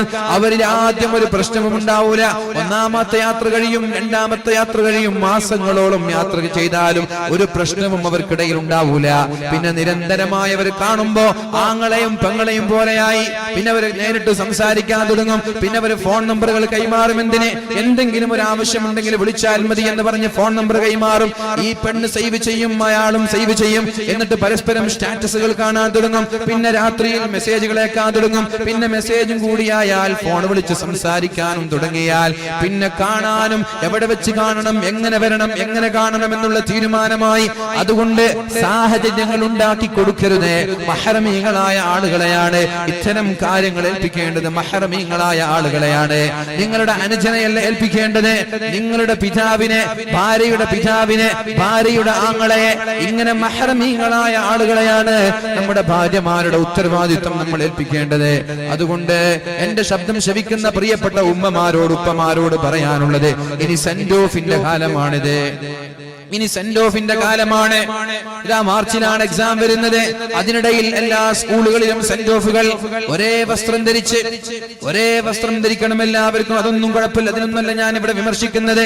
പക്ഷേ സെന്റ് ഓഫിന്റെ സമയങ്ങളിൽ നമ്മുടെ കലാലയങ്ങളിൽ നടക്കുന്ന അനാചാരങ്ങൾ, ഹറാമുകളാണ് നടക്കുന്നത്, വ്യഭിചാരങ്ങളാണ് നടക്കുന്നത്. എന്തിനേറെ പെണ്ണിനെ തൊട്ടാൽ വരെ, ഒരു പെണ്ണിനെ ചുംബിച്ചാൽ വരെ, ഒരു പെണ്ണിന്റെ കൂടെ യാത്ര ചെയ്യുന്നത് വരെ നരകത്തിന്റെ ഭയാനകമായ ശിക്ഷകൾ ഏൽക്കാൻ കാരണമാകുമെന്ന് അല്ലാഹുവിന്റെ ഹബീബ് പഠിപ്പിച്ച പരിശുദ്ധമായ മതത്തിന്റെ അനുയായികളായ നമ്മൾ ഒരു ലജ്ജയില്ലാതെ, ഒരു നാണമില്ലാതെ രാത്രി സമയങ്ങളിൽ പോലും സെന്റ് ഓഫിന്റെ പേരിൽ 8:30 മണിക്ക് 9 മണിക്ക് അങ്ങാടികളിൽ ഒച്ച വെച്ച ആവാസങ്ങൾ കാട്ടിക്കൂട്ടുന്നത്, ഹോട്ടലുകളിൽ പോകുന്നത്, വലിയ വലിയ ഹോട്ടലുകൾ നമ്മുടെ നാടുകളിലുണ്ട്. അത്തരം ഹോട്ടലുകളിലേക്ക് പോയി ഒന്നിച്ചിരുന്ന് ഭക്ഷണം കഴിക്കുന്നത്, ഒരേ വണ്ടിയിൽ യാത്ര ചെയ്യുന്നത്, എന്നിട്ട് അവരുടെ വീട്ടിൽ ഡ്രോപ്പ് ചെയ്യുന്നത്, എന്തൊരു വിശ്വാസമാണിത്! എങ്ങനെയാണ് മുഅ്മിനീങ്ങളെ ഇതൊക്കെ അനുവദിച്ചു തരാൻ കഴിയുന്നത്? ഇഷ്ടപ്പെട്ടാലും ശരി, ഇഷ്ടപ്പെട്ടില്ലെങ്കിലും ശരി, ഈ ആഭാസങ്ങൾക്ക് അവസാനം വേണം, ഈ തോന്നിവാസങ്ങൾക്ക് അവസാനം വേണം. പതിവ്രതകളായ അല്ലാഹുവിനെ പേടിയുള്ള ഉമ്മമാര് വേണം. അങ്ങനെയുള്ള പെണ്ണുങ്ങൾ ഇവിടെ വളർന്നു വന്നാൽ മാത്രമേ ഇനി വരുന്ന ജനറേഷൻ നന്നാവുള്ളൂ. നല്ലവരായ ഉമ്മമാരുണ്ടാവണം ഇവിടെ. അല്ലാഹുവിനെ പേടിയുള്ള തഖ്വയുള്ള വിദ്യാർത്ഥിനികൾ പഠിച്ചു വളരണം. എന്നാൽ അവരിൽ നിന്ന് മാത്രമേ നല്ലവരായ മക്കൾ ഉണ്ടാവുള്ളൂ. അല്ലെങ്കിൽ അവർ ജനിക്കുന്ന മക്കൾ അവരെക്കാരും അലങ്കോലം കാണിക്കുന്നവരായിരിക്കും. ഉമ്മ തന്നെ സെന്റ് ഓഫിന്റെ സമയത്ത് ശരീരം കൈമാറിയവൾ, ഉമ്മ തന്നെ സ്വന്തം ശരീരത്തിന് യാതൊരു നിയന്ത്രണം വെക്കാത്തവൾ, ആ ഉമ്മയിൽ നിന്നെങ്ങാനും എങ്ങനെയാണ് നല്ല മക്കൾ ഉണ്ടാകുന്നത്? അതുകൊണ്ട് ഇനി വരുന്ന ജനറേഷൻ, ഇനി വരുന്ന തലമുറ നല്ല മക്കളായി വളരണമെന്ന് ആഗ്രഹമുണ്ടെങ്കിൽ സ്ത്രീകൾ നന്നാവേണ്ടതുണ്ട്. സ്ത്രീകളിൽ നിന്ന് അരുതായ്മകൾ ഉണ്ടാവാൻ പാടില്ല, സ്ത്രീകളിൽ നിന്ന് തോന്നിവാസങ്ങൾ ഉണ്ടാവാൻ പാടില്ല. മഹാനായ മുഹമ്മദുർ റസൂലുള്ളാഹി സല്ലല്ലാഹു അലൈഹി വസല്ലമ തങ്ങൾ ഒരിക്കൽ സദസ്സിൽ വെച്ച് ചോദിക്കുന്നുണ്ട്. മഹാന്മാരായ സ്വഹാബാക്കളെയൊക്കെയുള്ള ഒരു സദസ്സിൽ വെച്ചാണ് ചോദിക്കുന്നത്, അയ്യുൽ മർഅതി ഖൈറുൻ, ഇവിടെയുള്ള സ്ത്രീകളിൽ ഏറ്റവും നല്ല പെണ്ണേതാണ്? പെണ്ണിന്റെ ലക്ഷണങ്ങൾ, പെണ്ണിന്റെ നല്ല ലക്ഷണം ഏതാണെന്ന് ചോദിച്ചപ്പോൾ മഹാന്മാരായ സ്വഹാബാക്കൾക്ക് മറുപടി ഉണ്ടായില്ല. അപ്പോഴാണ് മഹാനായ അലി തങ്ങൾ സദസ്സ് പിരിഞ്ഞ ശേഷം നേരെ ഫാത്തിമയോട് പോയി ചോദിക്കുന്നുണ്ട്, ഫാത്തിമ, നബി തങ്ങൾ ചോദിച്ചിട്ടുണ്ട് ഒരു പെണ്ണിന്റെ നല്ല ലക്ഷണം ഏതാണ് എന്ന്. അയ്യുൻ നിസാഇ ഖൈർ, സ്ത്രീകളിൽ ഏറ്റവും നല്ല പെണ്ണ് ഏതാണെന്ന് ചോദിക്കുന്നുണ്ട്. ഫാത്തിമ, നീ ഒരു പെണ്ണല്ലേ, നിന്റെ അഭിപ്രായം എന്താണ്? അപ്പോഴാണ് മഹദിയായ ഫാത്തിമ ബീബി റളിയല്ലാഹു അൻഹ പറയുന്നത്, ഏറ്റവും നല്ല പെണ്ണ് എന്ന് പറയുന്നത് അല്ലാ യറൈന الرجال ولا يراهن الرجال, അവൾ അന്യ പുരുഷന്മാരെ കാണാൻ പാടില്ല, അതേപോലെ അവളെ അന്യ പുരുഷന്മാര് നോക്കാനും പാടില്ല. ഇതാണ് നല്ല പെണ്ണ്. അന്യ പുരുഷന്മാരെ കാണാത്ത, അന്യ പുരുഷന്മാർക്ക് കാണാൻ അവസരം നൽകാത്ത, അഥവാ പൊതുജനങ്ങളുടെ മുമ്പിലേക്ക് ഇറങ്ങുമ്പോൾ, അങ്ങാടിയിലേക്ക് ഇറങ്ങുമ്പോൾ, സ്കൂളിലേക്ക് പോകുമ്പോൾ പൊതുജനങ്ങളുണ്ട്, അന്യ പുരുഷന്മാരുള്ള മേഖലകളിലേക്ക് ഇറങ്ങുമ്പോൾ ശരീരം മുഴുവനും മറച്ചു നടക്കുന്ന പെണ്ണാണവൾ.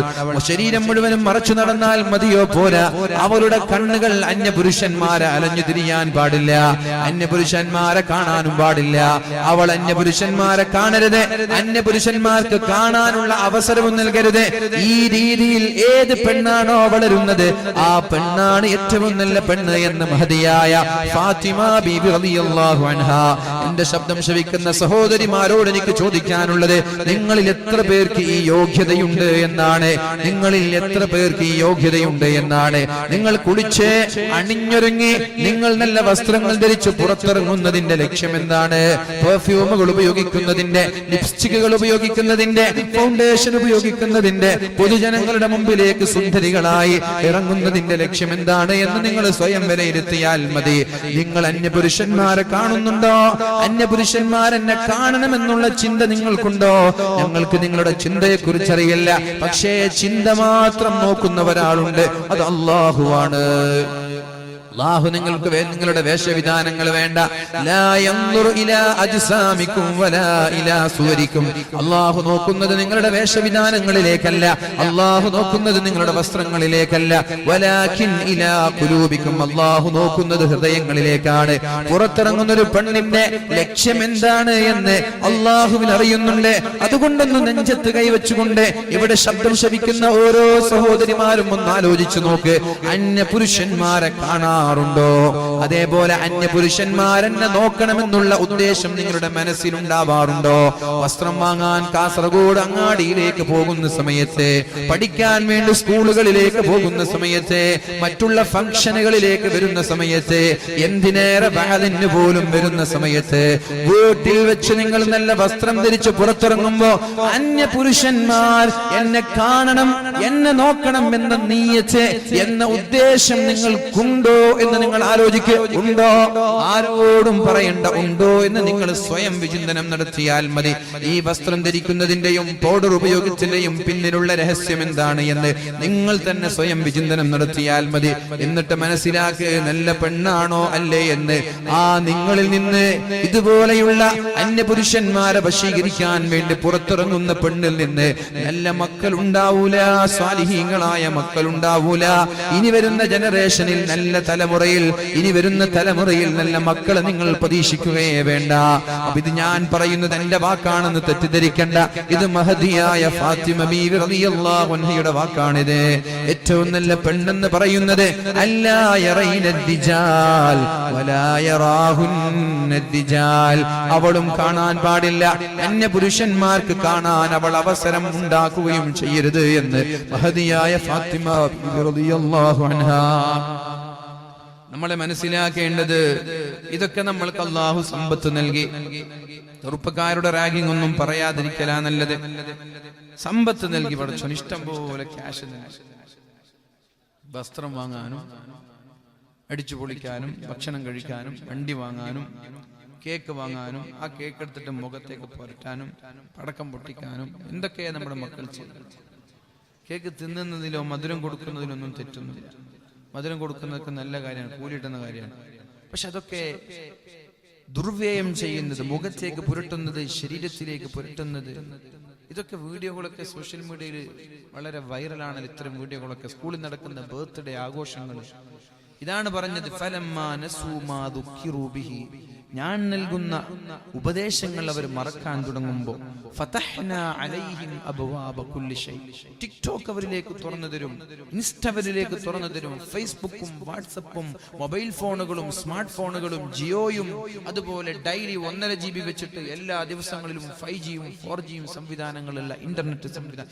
എന്താ നിങ്ങൾക്ക് വേണ്ടത്? എല്ലാം ഇപ്പൊ നമ്മുടെ മുമ്പിലില്ലേ? ആരുടെ എന്താ നിങ്ങൾക്ക് എന്ത് വേണം അതൊക്കെ നിങ്ങളുടെ മുമ്പിലില്ലേ? നിങ്ങൾ ആഗ്രഹിക്കുന്നതൊക്കെ കിട്ടുന്നില്ലേ? ഒരു 350 രൂപ റീചാർജ് ചെയ്ത എന്താ നമ്മൾക്ക് കിട്ടാത്തത്? എല്ലാ സൗകര്യങ്ങളും അല്ലാഹു തുറന്നു തന്നു. ഒരു പെണ്ണിന് തന്റെ അഭിനവ പാടവം പൊതുജനങ്ങൾക്ക് കാണിക്കാനുള്ള അവസരമാണ് ടിക്ടോക്ക്. ഒരു പെണ്ണിന്റെ കഴിവ് ജനങ്ങളുടെ മുമ്പിൽ തെളിയിക്കാനുള്ള അവസരമാണ്. ഒരു പെണ്ണിന് സൗന്ദര്യം, താൻ ഇത്ര സുന്ദരിയാണ്, എന്റെ മുഖം കാണ്, എന്റെ ഹിജാബ് കാണ്, എന്റെ ചുണ്ട് കാണ്, എന്റെ പല്ല് കാണ് എന്ന രീതിയിൽ സൗന്ദര്യം പൊതുജനങ്ങളിലേക്ക് പ്രദർശിപ്പിക്കാനുള്ള മീഡിയയാണ് ഇൻസ്റ്റയും ഫേസ്ബുക്കും ഒക്കെ. ഒരു വീട്ടിൽ നടക്കുന്ന സന്തോഷ നിമിഷങ്ങൾ, ഒരു വീട്ടിൽ നടക്കുന്ന ഭക്ഷണം, ഒരു വീട്ടിൽ നടക്കുന്ന സെറമണി, ഇതൊക്കെ മറ്റുള്ളവർക്ക് കാണിക്കാനുള്ള അവസരമാണ് വാട്സപ്പ് സ്റ്റാറ്റസുകൾ. പെൺകുട്ടികളൊക്കെ പൊതുവെ മറ്റുള്ളവരെ പ്രയാസപ്പെടുത്താൻ വേണ്ടിയിട്ട് സ്റ്റാറ്റസ് ഇടാം. സ്വന്തം സ്റ്റാറ്റസ്, ടൂർ പോയാൽ അവർക്ക് ഫോട്ടോ വേണം, എന്നിട്ട് 1,000 സ്റ്റാറ്റസ് ഇടണം. എന്തിന്? ഞാൻ അവിടെ ടൂർ പോയി, എന്നെ കണ്ടിട്ട് മറ്റുള്ളവർക്ക് അസൂയ തോന്നണം. അതിനു വേണ്ടിയിട്ട് വേറൊന്നുമില്ല. എന്നെ കണ്ടിട്ട് മറ്റുള്ളവർക്ക് അസൂയ തോന്നണം. ഞാൻ ഇന്നാലിന്ന ഹോട്ടലിൽ പോയി, എന്നിട്ട് ആ ഹോട്ടലിന്റെ ഫോട്ടോ വെച്ച് സ്റ്റാറ്റസ് ഇടണം. എന്തിന്? മറ്റുള്ളവരത് കാണണം, എന്റെ കുടുംബക്കാർ കാണണം, എന്റെ കസിൻസ് കാണണം, എന്റെ ക്ലാസ്മേറ്റ് കാണണം, എന്നിട്ട് അവർക്ക് അസൂയ തോന്നണം.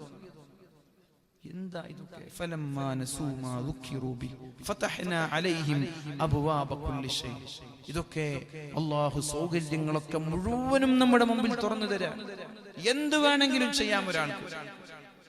ഒരു മനുഷ്യന് എന്തും ചെയ്യാനുള്ള സൗകര്യങ്ങൾ അല്ലാഹു തരികയാണ്.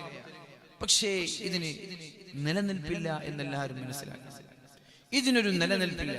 ഹത്താ ഇദാ ഫരിഹു, സുഖിച്ച് ആസ്വദിച്ച് ആഹ്ലാദ തിമിർപ്പിൽ എല്ലാം മറന്നുകൊണ്ട് റബ്ബിനെ മറക്കുന്നൊരു സമയം നിങ്ങളിലേക്ക് വന്നാൽ അഖദ്നാഹും ബഗ്ത, പെട്ടെന്ന് അല്ലാഹു ഒരു പിടിപിടിക്കും.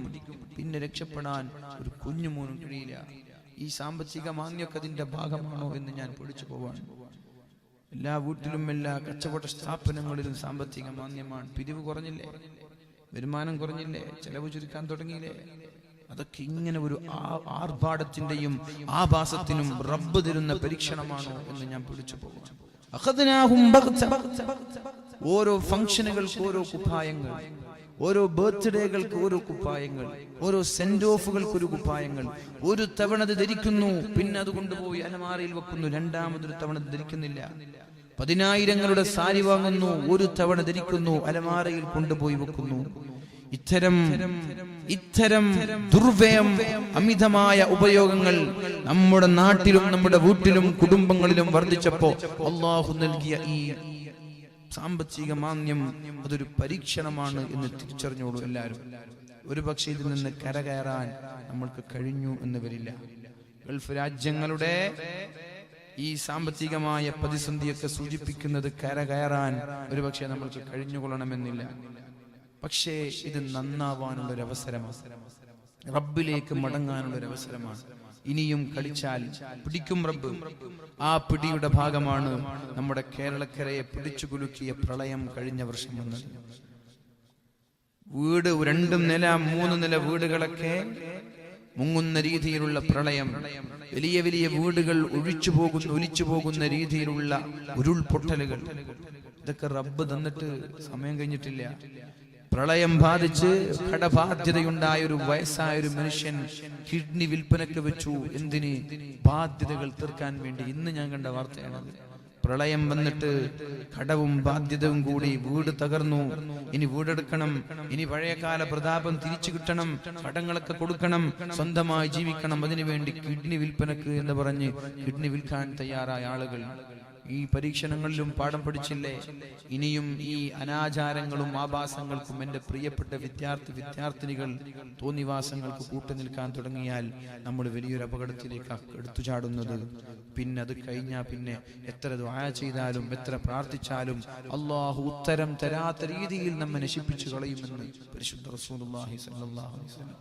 മഹദിയായ സൈനബി ചോദിക്കുന്നുണ്ട് നബി തങ്ങളോട്, അനഹ്ലികു വഫീന സാലിഹൂൻ, നബിയെ സാലിഹീങ്ങളൊക്കെ ജീവിച്ചിരിക്കുന്ന സമയത്ത് ഞങ്ങൾ നശിച്ചു പോകുമോ എന്ന്. സാലിഹീങ്ങളൊക്കെ ഇഷ്ടം പോലെ ഉണ്ടാകും, ഈ സദസ്സിലൊക്കെ ഇഷ്ടം പോലെ സാലിഹീങ്ങൾ ഉണ്ടാകും. സ്വാലിഹീങ്ങൾ ജീവിക്കുന്ന സമയത്ത് ഞങ്ങൾ നശിച്ചു പോകുമോ എന്ന് ചോദിക്കുന്നുണ്ട്. ആ സമയത്ത് അള്ളാഹുവിന്റെ ഹബീബ് പറഞ്ഞൊരു മറുപടി, നെഞ്ചത്ത് കൈവച്ചാലോചിച്ച ഓരോ ചെറുപ്പക്കാരനും ഓരോ ചെറുപ്പക്കാരികളും, നഅം ഇദാ കസുറൽ ഖബസ്, വ്യഭിചാരം വർദ്ധിച്ചാൽ, വ്യഭിചാരം ഇവിടെ വർദ്ധിച്ചാൽ ഇവിടെ സ്വാലിഹീങ്ങൾ ഉണ്ടോ ഇല്ലേ എന്ന് ഞാൻ നോക്കൂല, എല്ലാറ്റിനെയും ഞാൻ നശിപ്പിച്ച് കളയുമെന്ന് പരിശുദ്ധ റസൂൽ സല്ലല്ലാഹു അലൈഹി വസല്ലം. വ്യഭിചാരം ഇവിടെ വർദ്ധിച്ചിട്ടുണ്ടോ ഇല്ലേ എന്ന് നിങ്ങൾ സ്വയം ഒന്ന് വിലയിരുത്തിയാൽ മതി. മാറുന്നതിനും അല്ലാഹു ഇത്ര ശിക്ഷ തരൂല. ഇത്രയും വലിയ ശിക്ഷയും പരീക്ഷണം വേറെ ഒരു തെറ്റിനും പഠിച്ചു തരൂല. അല്ലാഹുവിന്റെ ഹബീബായ റസൂലുള്ളാഹി സ്വല്ലല്ലാഹു അലൈഹി വസല്ലം പറഞ്ഞത്, നഅം ഇദാ കസുറൽ ഖബസു, വ്യഭിചാരം വർദ്ധിച്ചാൽ അല്ലാഹു തആല സ്വാലിഹീങ്ങൾ ഉണ്ടോ ഇല്ലേ എന്ന് പോലും നോക്കാതെ ഒരു സമുദായത്തെ ഒന്നിച്ച് നശിപ്പിക്കുമെന്ന് മുഹമ്മദുർ റസൂലുള്ളാഹ്. അതുകൊണ്ട് വലിയൊരു നഷ്ടത്തിലേക്കാണ് നമ്മൾ പോകുന്നത്, വലിയൊരു തകർച്ചയിലേക്കാണ് നമ്മൾ പോകുന്നത്. അതിനു മുമ്പുള്ള സൂചനയാണ് ഈ ഉരുൾപൊട്ടലുകൾ, അതിനു മുമ്പുള്ള സൂചനയാണ് ഈ വെള്ളപ്പൊക്കം, അതിനു മുമ്പുള്ള സൂചനയാണ് കഴിഞ്ഞ വർഷങ്ങളിൽ നടന്ന പ്രളയം. അതിൽ നിന്നും പാഠം പഠിച്ചു മാറാനും നന്നാവാനും നമ്മൾക്കിനിയും സമയമായിട്ടില്ലെങ്കിൽ ഒരു കുഴപ്പമില്ല. അഖദ്നാഹും ബഗ്ത, ഒരു പിടി പടച്ചോൻ പിടിക്കും, തീരും അതോടുകൂടി. അല്ലാഹു നമ്മെ രക്ഷപ്പെടുത്തട്ടെ. അല്ലാഹുവേ നീ ഞങ്ങളെ രക്ഷപ്പെടുത്തണേ അല്ലാഹ്.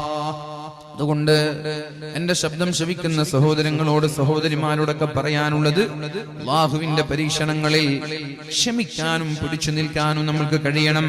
അല്ലാഹു സമ്പത്തും സൗകര്യങ്ങളൊക്കെ നൽകുന്നത് നമ്മൾ തെറ്റു ചെയ്യുന്നതിനനുസരിച്ച് പരീക്ഷിക്കാൻ വേണ്ടിയിട്ടാണ്. ആ പരീക്ഷണങ്ങളിൽ ആരാണോ വിജയിക്കുന്നത് അവർക്കാണ് അല്ലാഹു ദുനിയാവിലും ആഖിറത്തിലും വിജയം നൽകുന്നത്. 3 രീതിയിലാണ് ആളുകൾ പരീക്ഷണങ്ങളെ നേരിടുക. അതിലൊന്ന്, എല്ലാ വേദനയും മറ്റുള്ളവരോട് പറയും.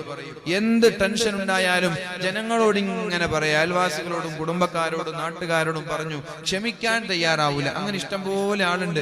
കാണുമ്പോഴൊക്കെ പിച്ചുമ്പേ ഇങ്ങനെ പറയുന്നത്, പരാതി ഇങ്ങനെ പറയുന്നത്, നഷ്ടങ്ങളുടെ കഥകൾ പറയുന്നത്. നമ്മുടെ വിഷമം റബ്ബിനോടല്ലാതെ വേറെ ഒരാളോടും പറയാൻ പാടില്ല. എന്ത് വിഷമാണെങ്കിലും അള്ളാഹുവിനോടല്ലാതെ വേറെ ഒരാളോട് പറയാൻ പാടില്ല എന്നാണ്. രണ്ടാമത്തെ വിഭാഗം മുവഫഖുൻ, ഭാഗ്യം ലഭിക്കുന്ന ആളുകളാണവർ, ഭാഗ്യം ലഭിച്ചവരാണവർ. അവരെങ്ങനെയാണ് പരീക്ഷണങ്ങൾ നേരിടുന്നത്? യുഖാബിലുൽ ബലാഅ ബിസ്സബ്രി, ക്ഷമയോടുകൂടിയാണ് പരീക്ഷണങ്ങൾ അവർ നേരിടുന്നത്. നല്ല ക്ഷമയുണ്ടാകും അവർക്ക്. വഹുസ്നുൽ ളന്നി ബില്ലാഹ്, വഹുസ്നുൽ ളന്നി ബില്ലാഹ്, അല്ലാഹുവിനെ കുറിച്ചുള്ള നല്ല ചിന്ത. ഒരു തലവേദന വരുമ്പോൾ അവർ ചിന്തിക്കുന്നത്, ഞാൻ ചെയ്ത തെറ്റു കാരണത്താൽ അല്ലാഹു എനിക്ക് തന്നതാണോ എന്നാണ് അവർ ചിന്തിക്കുക. അല്ലാഹു അങ്ങനെയാ പറഞ്ഞത്, അല്ലാഹു തആല അങ്ങനെയാണ് പറഞ്ഞത്. നിങ്ങളുടെ തെറ്റുകൾ ചെയ്യുന്നതിനനുസരിച്ച് അല്ലാഹു തആല ദുനിയാവിൽ തന്നെ പരീക്ഷണം നൽകുമെന്ന് പറഞ്ഞിട്ടുണ്ട്. ഇദാ ഇന്നൽ അബ്ദ ഇദാ സബഖത് ലഹു മൻസിലത്തുൻ മിനല്ലാഹ്, അല്ലാഹു തആല ഒരാൾക്ക് ഉന്നതമായ സ്ഥാനം നൽകാൻ തീരുമാനിച്ചാൽ, ഇവിടെ കൂടിയിരിക്കുന്ന നിങ്ങളിൽ ഒരാൾക്ക് സ്വർഗത്തിന് അല്ലാഹു ഉന്നതമായൊരു ദറജ തരാൻ തീരുമാനിച്ചു. സ്വർഗത്തിന് 100 തട്ടുകളാണുള്ളത്. അതിൽ അല്ലാഹുവിന്റെ ഹബീബിന്റെ തൊട്ടടുത്ത് തന്നെ നിങ്ങളെ ഇരുത്താൻ തീരുമാനിച്ചു. ഇവിടെ ഇരിക്കുന്ന ഒരാളെ, ഒരു ആചാര്യ നബി തങ്ങളുടെ തൊട്ടടുത്ത് ഇരുത്തണമെന്ന് അല്ലാഹു തീരുമാനിച്ചു. അയാൾക്ക് പ്രത്യേകമായ ഒരു അമലില്ല. നിസ്കാരം ഖളാ ആക്കാതെ അയാൾ നിസ്കരിക്കുന്നുണ്ട്. തഹജ്ജുദില്ല, ദുഹാ ഇല്ല, സുന്നത്തില്ല. നിസ്കാരം ഖളാ ആക്കാതെ അയാൾ നിസ്കരിക്കുന്നുണ്ട്. ഇത്രമാത്രം വേറൊന്നുമില്ല. പക്ഷെ പടച്ചോൻ തീരുമാനിച്ചത് നബി തങ്ങളുടെ തൊട്ടടുത്ത് സ്വർഗത്തിൽ ഇരിക്കണമെന്നാണ്. എങ്ങനെ അയാൾ അവിടെ എത്തും? അതാണ് അല്ലാഹുവിന്റെ ഹബീബ് പറയുന്നത്, ഇന്നൽ അബ്ദ ഇദാ സബഖത് ലഹു മിനല്ലാഹി മൻസില. അല്ലാഹു തആല ഒരാൾക്ക് ഉന്നതമായ സ്ഥാനം തരാൻ തീരുമാനിച്ചു. ലം യബ്ലുഗ്ഹാ ബിഅമലി, എന്നാൽ അയാൾ അമൽ കൊണ്ട് അവിടേക്ക് എത്തിയില്ല. ഇബ്തലാഹു അല്ലാഹു ഫീ ജസദിഹി, അയാളുടെ ശരീരത്തിൽ അല്ലാഹു പരീക്ഷിക്കുമെന്നാണ് പറഞ്ഞത്. രോഗങ്ങൾ നൽകുമെന്നാണ് പറഞ്ഞത്. മാരകമായ രോഗങ്ങൾ. 60 വയസ്സുവരെ അയാൾക്കൊരു പ്രശ്നവും ഉണ്ടായിട്ടില്ല. 60ാമത്തെ വയസ്സിലാണ് രോഗം വന്നത്. അപ്പോഴേക്കും അയാൾ പറഞ്ഞു, എന്റെ റബ്ബ് തന്ന പരീക്ഷണമല്ലേ എന്ന് പറഞ്ഞ് 75 വയസ്സുവരെ അയാൾ രോഗിയായി കിടന്നു. 15 വർഷക്കാലം അയാൾ രോഗിയായിട്ട് കിടന്നു. ആ രോഗം വന്ന സമയത്തൊക്കെ അയാൾ മനസ്സിലെന്താ തീരുമാനിച്ച്, എന്റെ റബ്ബിന്റെ പരീക്ഷയാണ്. ഞാൻ ഇന്നലെ ഒരു വീട്ടിൽ പോയി, കാഞ്ഞങ്ങാട് ഭാഗത്ത് 2 വർഷമായി കാല് മുറിച്ചു മാറ്റിയ ഒരു മനുഷ്യന്റെ വീട്ടിലേക്ക്. 17 വർഷത്തോളമായി ഷുഗർ ബാധിച്ച് അസുഖം ബാധിച്ചിരിക്കുകയാണ്. ഡോക്ടർമാര് പറഞ്ഞു കാല് മുറിച്ചു മാറ്റണമെന്ന്. കാല് മുറിച്ചു മാറ്റി 2 വർഷമായി പുറത്തിറങ്ങാൻ പോലും കഴിയുന്നില്ല. വീൽ ചെയറിന്റെ സഹായം പോലും ഉപയോഗിക്കാൻ കഴിയുന്നില്ല. അകത്തിലാണ്, റൂമിന്റെ ഉള്ളിലാണ്. കരഞ്ഞുകൊണ്ടാണ് പറഞ്ഞത്, അല്ലാഹു നൽകിയ പരീക്ഷണമായിരിക്കും, ദുആ ചെയ്യണമെന്ന്. അല്ലാഹുവേ ആഫിയത്ത് നൽകണേ റബ്ബേ, അല്ലാഹുവേ ആഫിയത്ത് നൽകണേ റബ്ബേ. മരണം ഖൈറായ സമയത്ത് മരണപ്പെടാനുള്ള തൗഫീഖ് നൽകണേ അല്ലാഹ്.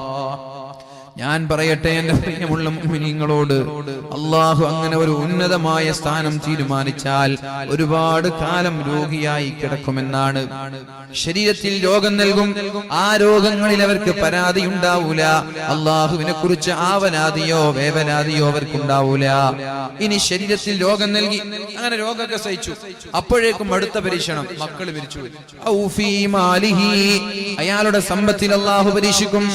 വലിയ വലിയ ബിസിനസ് സ്ഥാപനങ്ങൾ ഉണ്ടായിരുന്നു, അതെല്ലാം തകർന്നുപോയി. ഇയാൾ രോഗിയായപ്പോഴേക്കും ഇയാളുടെ സ്വത്ത് മറ്റൊരാൾ അപഹരിക്കുകയാണ്. ഇയാൾ രോഗിയായി, ഇയാൾക്ക് പിന്നെ എണീച്ച് നടക്കാൻ കഴിയുന്നില്ല. ഇയാൾക്ക് അവിടെ ഇവിടെ സ്ഥലങ്ങളിലൊക്കെ സ്വത്തുണ്ടായിരുന്നു, അതൊക്കെ കുടുംബക്കാരും മറ്റുള്ളവരൊക്കെ അടിച്ചു മാറ്റി. ഇയാൾക്ക് ഗൾഫിലൊരു സ്ഥാപനം ഉണ്ടായിരുന്നു, അത് ജോലിക്കാരൻ തന്നെ മാനേജർ അടിച്ചു മാറ്റി. മിണ്ടാൻ ആളില്ല, പറയാൻ ആളില്ല. ഇയാളുടെ എല്ലാ സമ്പത്തും അതിലും അയാൾ ക്ഷമിച്ചു. കുഴപ്പമില്ല, എന്റെ റബ്ബിന്റെ പരീക്ഷണമല്ലേ, വരുമ്പോ ഒന്നും കൊണ്ടുവന്നിട്ടില്ലല്ലോ ആരും, തിരിച്ചു പോകുമ്പോ ഒന്നും കൊണ്ടുപോകാനില്ല, അതുകൊണ്ട് കുഴപ്പമില്ല. പിന്നെ അയാൾക്ക് വീണ്ടും പരീക്ഷണം. അയാൾക്ക് ആകെയുണ്ടായിരുന്നത് ഒരു മകൻ. അയാളെ ശുശ്രൂഷിക്കേണ്ടത്, അയാളെ പരിപാലിക്കേണ്ടത് ഒരു മകനാണ്. ആ മകനാണ് ആക്സിഡന്റിലൂടെ മരണപ്പെട്ടു പോകുന്നത്. അതും പോയി. അങ്ങനെ വീണ്ടും അയാൾ അങ്ങനെ കിടന്നു. ഒരാഴ്ച കഴിയുമ്പോൾ അയാൾ മരിക്കുന്ന സമയത്ത് ഒരു ദിവസം വരെ സക്കറാത്തിന്റെ മൗത്തിന്റെ വേദന അയാൾ അനുഭവിച്ചു. ഒരു ദിവസം വരെയൊക്കെ മരണത്തിന്റെ വേദന അനുഭവിക്കും. എന്നിട്ട് അയാൾ മരിച്ചു. മരിക്കുന്ന സമയത്ത് അയാളുടെ തിന്മയുടെ ഏടിൽ ഒരു തെറ്റും ബാക്കിയുണ്ടാവില്ല. അയാൾ നേരെ പോകുന്ന സ്വർഗത്തിലേക്കായിരിക്കും. മനസ്സിലായോ? അയാൾക്ക് നന്മയുണ്ടോ? പ്രത്യേകമായ നന്മയുണ്ട്? ഒന്നുമില്ല. ഫർള് കൃത്യമായി നിസ്കരിച്ചിട്ടുണ്ടെന്ന് മാത്രം, വേറെ പ്രത്യേകമായ ഒരു നന്മയില്ല. പക്ഷേ നബി തങ്ങളുടെ കൂടെ ഇരിക്കാൻ അള്ളാഹു തീരുമാനിച്ചു. നന്മ കൊണ്ട് അവിടെ എത്തിയില്ല എങ്കിൽ ശരീരത്തിലൂടെ രോഗം നൽകി അള്ളാഹു പരീക്ഷിക്കും. മക്കളിലൂടെ അള്ളാഹു പരീക്ഷിക്കും. നല്ല മക്കളുണ്ടായിരുന്നു, ആ മക്കൾ ഒളിച്ചോടും. ഒരു മകളുണ്ടായിരുന്നു, നല്ല ദീനിയായിട്ട് വളർത്തി, നല്ല മദ്രസ നൽകി, വീട്ടിൽ വെച്ച് ഖുർആൻ ഓതിപ്പിച്ചു. ദീനിയായ വളർത്തിയ ഒരു പെണ്ണ് ഒളിച്ചോടിയാൽ അത് ഉപ്പയുടെ തെറ്റല്ല, ആ ഉപ്പയ്ക്ക് അല്ലാഹു നൽകിയ പരീക്ഷണമാണത്. കാരണം നമ്മൾ ഉദ്ദേശിക്കുന്ന ആളുകൾക്ക് ഈമാൻ നൽകാൻ നമ്മൾക്ക് കഴിയില്ല. ഒരു ഉസ്താദ് വിചാരിച്ചതുകൊണ്ട് മക്കൾ നന്നാവൂല. അങ്ങനെ ഒരിക്കലും വിചാരിക്കരുത്. ഉപ്പ ഉസ്താദാണെന്ന് വിചാരിച്ച് മക്കൾ നന്നായിക്കൊള്ളുന്നില്ല. ഉപ്പതങ്ങളാണെന്ന് വിചാരിച്ച് മക്കൾ നന്നായിക്കൊള്ളണമെന്നില്ല. കാരണം ഇന്നക ലാ തഹ്ദീ മൻ അഹ്ബബ്ത, നബിയേ നിങ്ങൾ ഉദ്ദേശിക്കുന്നവരെ ഇസ്ലാമിലേക്ക് കൊണ്ടുവരാൻ നിങ്ങൾക്ക് കഴിയില്ല എന്നാണ് അല്ലാഹുവിന്റെ ഹബീബിനോട് പറഞ്ഞത്. നബി തങ്ങളുടെ എല്ലാമായ അബൂ ത്വാലിബ് മരണപ്പെടുന്ന സമയത്ത് നബി തങ്ങൾ എത്രയോ സമയം മുറിയിലിരുന്നു കൊണ്ട് തന്റെ ആളാപ്പയോട് പറഞ്ഞിട്ടുണ്ട്, ആളാപ്പാ നിങ്ങൾ ലാ ഇലാഹ ഇല്ലല്ലാഹ് എന്ന് പറയണം ആളാപ്പാ, നിങ്ങൾ മരണപ്പെടാനിരിക്കുകയാണ്, മരണപ്പെടുന്നതിന് മുമ്പ് ഒരു തവണ നിങ്ങൾ ലാ ഇലാഹ ഇല്ലല്ലാഹ് പറഞ്ഞാൽ നിങ്ങൾക്ക് സ്വർഗം തരാം. ഒരു തവണ പറഞ്ഞാൽ മതി. ഖുൽ ലാ ഇലാഹ ഇല്ലല്ലാഹ്. ആരോടാ പറയുന്നത്? സ്വന്തം വളാപ്പയോട്. നബി തങ്ങൾക്ക് സംരക്ഷണം നൽകിയ ആളാണ് അബൂ ത്വാലിബ്. പക്ഷേ അബൂ ത്വാലിബ് ലാ ഇലാഹ ഇല്ലല്ലാഹ് പറയാൻ തയ്യാറായില്ല. ആ സമയത്താണ് അല്ലാഹു ആയത്തിറക്കുന്നത്, ഇന്നക ലാ തഹ്ദീ മൻ അഹ്ബബ്ത, നബിയേ നിങ്ങൾക്ക് ഇഷ്ടമുള്ളവരെ സന്മാർഗത്തിലാക്കാൻ നിങ്ങൾക്ക് കഴിയില്ല നബിയേ. നബി തങ്ങൾക്ക് തന്നെ കഴിഞ്ഞിട്ടില്ല. പിന്നെ ഒരു ഉപ്പ വിചാരിച്ചാൽ മക്കളെ നന്നാക്കാൻ കഴിഞ്ഞുകൊള്ളണമെന്നില്ല. പക്ഷെ ഉപ്പമാരുടെ ഭാഗത്ത് വീഴ്ച വരാൻ പാടില്ല. നല്ല സന്തോഷത്തോടെ തലയൊന്നും നാട്ടണ്ട. നമ്മുടെ ഭാഗത്ത് വീഴ്ച വരാൻ പാടില്ല. മക്കളെ പഠിപ്പിക്കേണ്ടതുപോലെ പഠിപ്പിക്കണം. മക്കളെ ശ്രദ്ധിക്കണം. 15 വയസ്സുവരെ 7 വയസ്സുവരെ അവരുടെ കൂടെ കളിക്കണം. പഠിക്കാനൊന്നും പാടില്ല. 7 വയസ്സുവരെ കളിക്കണമെന്നാണ് പറഞ്ഞത്. അത് അടിക്കേണ്ട സമയമല്ല, ഉപദേശിക്കേണ്ട സമയമല്ല, കളിക്കേണ്ട സമയമാണ്. 15 വയസ്സ് മുതലാണ്, 7 മുതൽ 15 വരെയാണ് അടിക്കുകയും അവർക്ക് അദബ് പഠിപ്പിക്കുകയും ചെയ്യേണ്ട സമയം.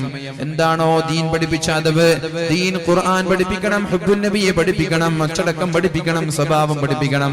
പിന്നെ 15 മുതൽ 21 വരെ അവരുടെ ചങ്ങാതിമാരെ പോലെ കൂടെ നിൽക്കാനാണ് പറഞ്ഞത്.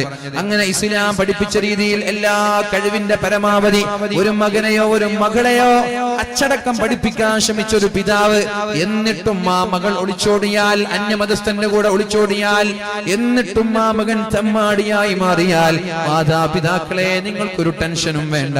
കാരണം അയാൾക്ക് ഹിദായത്ത് കൊടുക്കാൻ അല്ലാഹു തീരുമാനിച്ചിട്ടില്ല. നിങ്ങൾക്കതൊരു പരീക്ഷണമാണ്.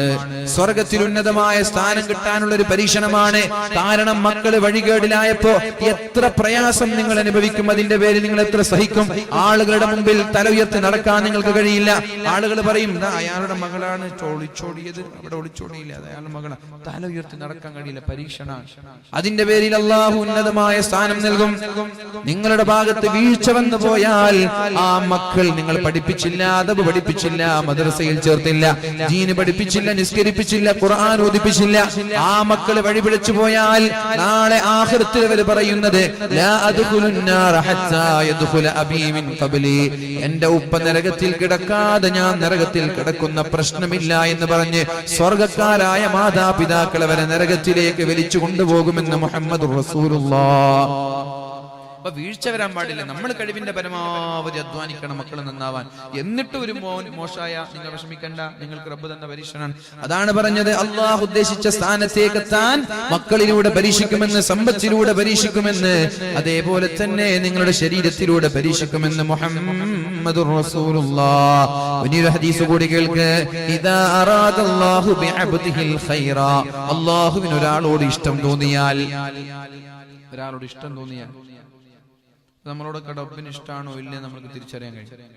ഇദാ അറാദല്ലാഹു ബിഅബ്ദിഹിൽ ഖൈറ, അല്ലാഹുവിന് ഒരാളോട് ഇഷ്ടം തോന്നിയാൽ, അജ്ജല ലഹുൽ ഉഖൂബത ഫിദ് ദുനിയാ, ദുനിയാവിൽ തന്നെ ശിക്ഷ തരും. ദുനിയാവിൽ തന്നെ ശിക്ഷ തരും. നിങ്ങളൊരു തെറ്റു ചെയ്താൽ അന്ന് നിങ്ങളുടെ വണ്ടി എവിടെങ്കിലും പോയിട്ട് മുട്ടും.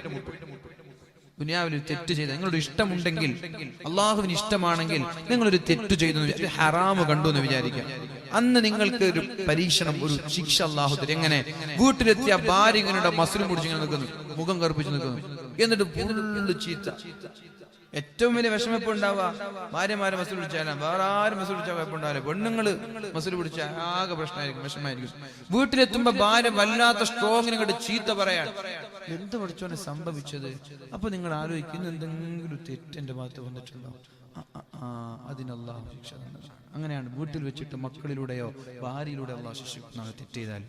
ഒന്നുകിൽ അങ്ങനെ, അല്ലെങ്കിൽ പോകുന്ന വഴിയിൽ പെട്ടെന്ന് കാല് തട്ടി നിലത്ത് വീണുങ്ങൾ, മുട്ടൊക്കെ സ്ക്രാച്ച് ആയി ചോര വന്നു. അപ്പൊ ആലോചിക്കും, എന്തെങ്കിലും തെറ്റ് ചെയ്തിട്ടുണ്ടോ? പോകുന്ന വഴിയിൽ വണ്ടി വേറൊരു വണ്ടി ഇടിച്ചു, ആലോചിക്കും എന്തെങ്കിലും ഒരു തെറ്റ് ഇതിന്റെ സുബൈ നിസ്കരിച്ചിട്ട്, സുബൈ നിസ്കരിച്ചിട്ടില്ല, അതിന് ശിക്ഷ പഠിച്ചു തന്നതാണ്. ഇങ്ങനെ ഇഷ്ടമുണ്ടെങ്കിൽ, അള്ളാഹു ഇഷ്ടമാണെങ്കിൽ ഏതെങ്കിലും ഒരു രീതിയിൽ പടച്ചോൻ ശിക്ഷ നൽകുന്നതാണ്. പുറത്തിറങ്ങുമുണ്ടതാ 4-5 ആളുകളോട് പാച്ചത്തെറി, അങ്ങാടിയിൽ വെച്ച് ജനങ്ങളുടെ മുമ്പിൽ വെച്ച് ഇൻസൾട്ട് ചെയ്യുന്ന രീതിയിൽ പാച്ചത്തെറിയിട്ടു നമ്മളാകെ നാണം കെടുത്തി. ഇന്നെന്താ ഞാൻ ചെയ്തത്, എന്തോ ഒരു തെറ്റ് വന്നിട്ടുണ്ട്. ഇങ്ങനെ നമ്മൾ ചെയ്ത തെറ്റുകൾക്ക് അല്ലാഹു ദുനിയാവിൽ തന്നെ ശിക്ഷ തരുമെന്നാണ്. ഇദാ അറാദല്ലാഹു ബിഅബ്ദിഹിൽ ഖൈറ, അല്ലാഹുവിന് ഒരാളോട് സ്നേഹം തോന്നിയാൽ അജ്ജല ലഹുൽ ഉഖൂബത ഫിദ് ദുനിയാ, ദുനിയാവിൽ തന്നെ അല്ലാഹു ശിക്ഷ തരും. ആഖിറത്തിലേക്ക് എടുത്തു പോകൂല. നിങ്ങൾ ഹറാമ് കണ്ടു, അത് ആഖിറത്തിൽ നീ അവിടെ വാ, നിനക്ക് കാണിച്ചു തരാന്ന് പറഞ്ഞിട്ട് അവിടെ പോകൂല, ഇവിടെ തന്നെ തീരും, തെറ്റൊക്കെ ഇവിടെ തീരും. എന്നാൽ ഒരാളോട് അല്ലാഹുവിന് ഇഷ്ടമില്ല. വൈദാ അറാദല്ലാഹു ബിഅബ്ദിഹി ശർറ, ഒരാളോട് അല്ലാഹുവിന് ഇഷ്ടമില്ലെങ്കിൽ അംസക അൻഹു ബിദംബിഹി, അയാൾ എത്ര തെറ്റ് ചെയ്താലും അല്ലാഹു അയാളെ ശിക്ഷിക്കുകയേ ഇല്ല. അയാൾ വ്യഭിചരിക്കും, അയാളെ ശിക്ഷിക്കൂല, അയാളെ വ്യഭിചരിക്കാൻ വിടും. അയാൾ കള്ളു കുടിക്കും, അല്ലാഹു അയാളൊന്നും ചെയ്യൂല. അയാൾക്ക് പൈസ വേണ്ടുവോളം കൊടുക്കും, അയാൾക്ക് നല്ല വീട് കൊടുക്കും, നല്ല വണ്ടി കൊടുക്കും, സമുദായത്തിന് അംഗീകാരം കൊടുക്കും. അയാൾ കള്ളുകൂടിയനാണെന്ന് നാട്ടുകാർക്ക് അറിയാം. അയാളുടെ അടുക്കടെ മംഗലാരം പോകുന്നുണ്ടെന്നും നാട്ടുകാർക്ക് അറിയാം. ഇതൊക്കെ നാട്ടുകാർക്ക് അറിയാം, അറിഞ്ഞിട്ടൊന്നുമില്ല. പക്ഷെ അല്ലാഹു ഇങ്ങനെ വാരിക്കോരി കൊടുക്കും. ബീച്ചിലേക്ക് പോകുന്നതും ഗോവയിലേക്ക് പോകുന്നതും പട്ടായ പോകുന്നതൊക്കെ എല്ലാവർക്കും അറിയാം, പരസ്യമാണ്. അയാളൊരു തെറ്റുകാരനാണ്. പക്ഷെ അല്ലാഹു തആല അവർക്കൊരു ശിക്ഷയും ഇവിടെ നൽകൂല, സുഖങ്ങൾ നൽകും. എന്നിട്ട് ഹത്താ യുവാഫിയ ബിഹി യൗമൽ ഖിയാമ, ഖിയാമത്ത് നാളിൽ അല്ലാഹു തആല അയാൾ ചെയ്ത തെറ്റിന്റെ പേരിൽ നരകത്തിലേക്ക് വലിച്ചെറിയുമെന്ന് മുഹമ്മദുർ റസൂലുള്ളാഹ്. അതുകൊണ്ട് നമ്മൾ മനസ്സിലാക്കേണ്ടത്, രണ്ടാമത്തെ വിഭാഗം എന്ന് പറയുന്നത്, ഒരു പരീക്ഷണമുണ്ടായാൽ ഞാൻ ചെയ്ത തെറ്റുകാരണത്താൽ അല്ലാഹു എനിക്ക് തന്നതാണ്, ഞാൻ അതുകൊണ്ട് ക്ഷമിക്കുന്നു എന്ന് വിചാരിച്ച് അല്ലാഹുവിനെ ഓർത്ത് ക്ഷമിക്കാൻ നമ്മൾ തയ്യാറാവണം. മൂന്നാമത്തെ വിഭാഗം അവര് VVIPകളാണ്. അതൊരു പക്ഷെ നമ്മൾക്ക് കഴിഞ്ഞോളണമെന്നില്ല. ഞാൻ നിർത്താൻ കേട്ടോ, സമയം ചീരണി കൊടുത്തു കഴിയുമ്പോൾ ഞാൻ നിർത്തും ഇൻഷാ അല്ലാഹ്. മൂന്നാമത്തെ വിഭാഗം എന്ന് പറയുന്നത് നമ്മൾക്ക് സാധിച്ചു കൊള്ളണമെന്നില്ല. അതെന്താണ്? റാദിൻ, അവർക്ക് വലിയ ഇഷ്ടമാണ്. തലവേദന വന്നാൽ അവർ പറയും അൽഹംദുലില്ലാഹ്. തലവേദന വരും അൽഹംദുലില്ലാഹ്. ഭാര്യ മരണപ്പെട്ടു, അൽഹംദുലില്ലാഹ്, വലിയ സന്തോഷമായി. ഭാര്യ മരണപ്പെട്ടപ്പോ സന്തോഷമായത് എന്താ? ഭാര്യ പോയി കിട്ടിയല്ലോ എന്നല്ല, എന്റെ റബ്ബ് എനിക്ക് തന്ന പരീക്ഷണമല്ലേ. റബ്ബ് ആരെയാ പരീക്ഷിക്കുക? ഇന്നല്ലാഹ ഇദാ അഹബ്ബ അബ്ദൻ ഇബ്തലാ. എന്താണ് നബി തങ്ങൾ പറഞ്ഞത്? അല്ലാഹുവിന് ഒരാളോട് സ്നേഹം തോന്നിയാൽ അയാളെ പരീക്ഷിക്കുമെന്നല്ലേ അല്ലാഹു പറഞ്ഞത്? സ്നേഹം തോന്നിയാ പരീക്ഷിക്കുന്നതാണ്. ഇന്നല്ലാഹ ഇദാ അഹബ്ബ അബ്ദൻ ഇബ്തലാ, അല്ലാഹുവിന് ഒരാളോട് സ്നേഹം തോന്നിയാൽ അയാളെ പരീക്ഷിക്കുമെന്നല്ലേ എന്ന് പറഞ്ഞത്? എന്റെ എല്ലാമായ എന്റെ ഭാര്യയെ അല്ലാഹു കൊണ്ടുപോയി, വിഷമമുണ്ട്, എന്നാലും റബ്ബിന്റെ പരീക്ഷണമല്ലേ, എന്നോട് സ്നേഹമുള്ളത് കൊണ്ട് തന്നതല്ലേ, അൽഹംദുലില്ലാഹ്. ഷുഗർ വന്നു, കാല് മുറിച്ചു മാറ്റേണ്ടി വന്നു, അൽഹംദുലില്ലാഹ്. 2 കൈകൾ തന്നിട്ട് 2 കാലുകൾ തന്നിട്ട് ഒരു കാലല്ലേ അല്ലാഹു കൊണ്ടുപോയത്? 2 കൈയും 1 കാലും ബാക്കി വെച്ചില്ലേ? 3 എണ്ണം ബാക്കിയില്ലേ? 1 അല്ല കൊണ്ടുപോയത്, അൽഹംദുലില്ലാഹ്. 4-5 മക്കളെത്തുന്നു, ഒരു മകൻ അല്ലാഹു കൊണ്ടുപോയി. കിണറ്റിൽ വീണ് മരിച്ചു, ആക്സിഡന്റിൽ പെട്ടു മരിച്ചു. അതേപോലെ തന്നെ അക്രമികളുടെ വെട്ടുകൊണ്ട് മരിച്ചു, അങ്ങനെ വർഗീയ ലഹളയിൽ പെട്ടു മരിച്ചു. ഏതെങ്കിലും ഒരു രീതിയിൽ മകൻ മരിച്ചുപോയി, അൽഹംദുലില്ലാഹ്. 4-5 മക്കളെ തന്നിട്ട് ഒരാളെയല്ലേ അല്ലാഹു കൊണ്ടുപോയത്? 4 ആളുകൾ എന്റെ കൂടെ തന്നെയുണ്ടല്ലോ, അൽഹംദുലില്ലാഹ്. ഇത് പറയാൻ കഴിയോ? ഇത് കഴിഞ്ഞാൽ നമ്മൾ രക്ഷപ്പെട്ടു, ആഖിറത്തിൽ ഉന്നതമായ ദറജ നമ്മൾ കിട്ടും. ഇത് പറഞ്ഞാൽ അൽഹംദുലില്ലാഹ്. പനി വന്നാൽ അൽഹംദുലില്ലാഹ്, എന്റെ റബ്ബിന്റെ പരീക്ഷണമല്ലേ. ഇത് VVIPകൾ ഇവരാ. അവർക്ക് എന്തൊരു പനി വന്നാലും ഡോക്ടറെ പോലെ അവർ കാണിക്കില്ല. നമ്മുടെ മരണപ്പെട്ടു പോയ തൃപ്പനച്ച് ഉസ്താദ് അറിയില്ലേ, കിഴിശ്ശേരിയിലെ തൃപ്പനച്ച് ഉസ്താദ് അല്ലാഹുവിന്റെ ഒരു വലിയ, ഇപ്പൊ കറാമത്തുകളൊന്നും പറയാൻ പാടില്ല എന്നാണ് പ്രത്യേകിച്ച് സോഷ്യൽ മീഡിയകളിലൊക്കെ പറയുന്നത്. കറാമത്തൊന്നും അങ്ങനെ പറയാൻ പാടില്ല. ഉള്ള കറാമത്ത് വരെ കളവാക്കുന്ന കാലാണ്. ഇല്ലാത്ത എന്തായാലും പറയാൻ പാടില്ല. അനാവശ്യമായിട്ട് വെറുതെ ഇങ്ങനെ ബണ്ടലിട്ട് മസാലയും എരിയും പുളിയൊക്കെ ചേർത്ത് പറയുന്ന ആളുകളൊക്കെ ഉണ്ട് കറാമത്ത്.